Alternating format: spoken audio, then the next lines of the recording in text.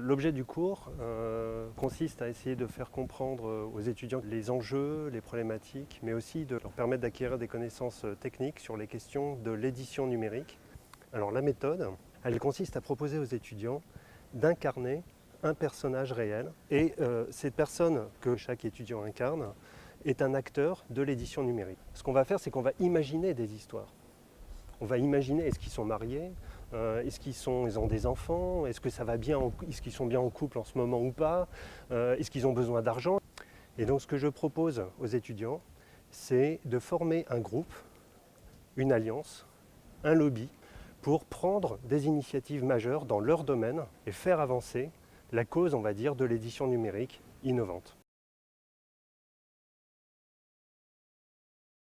L'intervention du théâtre Aleph a permis une accélération considérable de ce processus d'incarnation.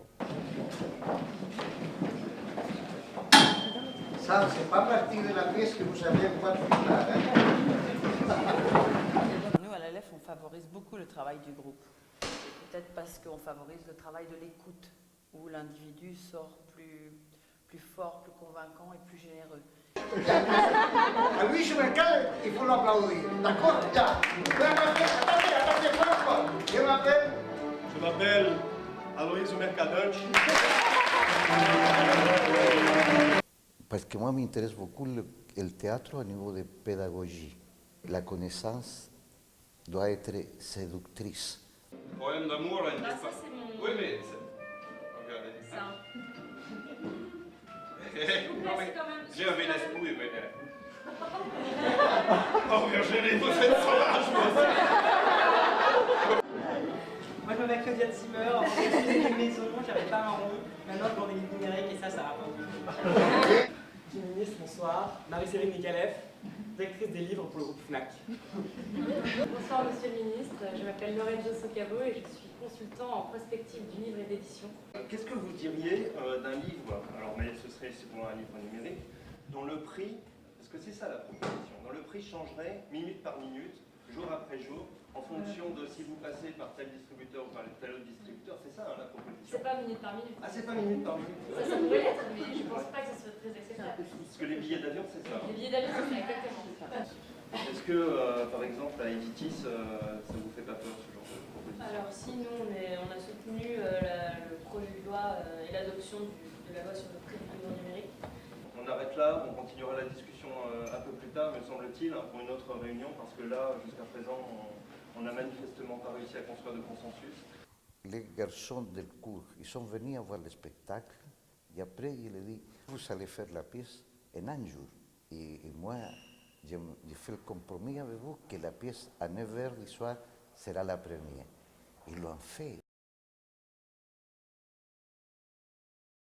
Le scénario de cette année, c'était l'idée selon laquelle la mission Lescure avait repéré le groupe et m'avait envoyé un mail en disant « Cher Pierre, nous avons remarqué que votre groupe I. Gutenberg réfléchit sur l'avenir de l'édition numérique. Nous serions très heureux de vous auditionner. » Et donc, ils doivent imaginer ensemble, lorsqu'ils sont en présence, des modes d'action, présenter les uns aux autres leurs propositions, éventuellement entrer en conflit les uns avec les autres parce qu'ils n'ont évidemment pas les mêmes intérêts. Alors il y a un représentant de la FNAC, il y a un représentant d'Amazon, des militants du logiciel libre. Je tiens à le dire, la FNAC n'était pas partisan au début d'une espèce de... sur ce travail. Finalement, les efforts collectifs ont mené à bien. Nous avons fait des concessions de notre côté. Tout ce qui est sur Internet aujourd'hui numérique est cher. Dans MO3T, il n'y a pas de partage des bases clients entre les différents acteurs. C'est une des caractéristiques fortes du projet. Le fonctionnement d'Avecomics est relativement simple et vous verrez qu'il s'adapterait très bien à une adoption du système AMO3T. Oui. Quel est notre rôle à ce moment-là? Qu'est-ce que je pourrais suggérer? Je pense que le modèle du prix unique du livre numérique n'est plus un modèle rentable. Alors je suis fort mari, cher Lorenzo, car je n'avais pas du tout compris votre proposition comme cela. Si le distributeur reste maître d'appliquer ou non dans la fourchette, le prix modifié dans la fourchette, ça paraît déjà plus délicat.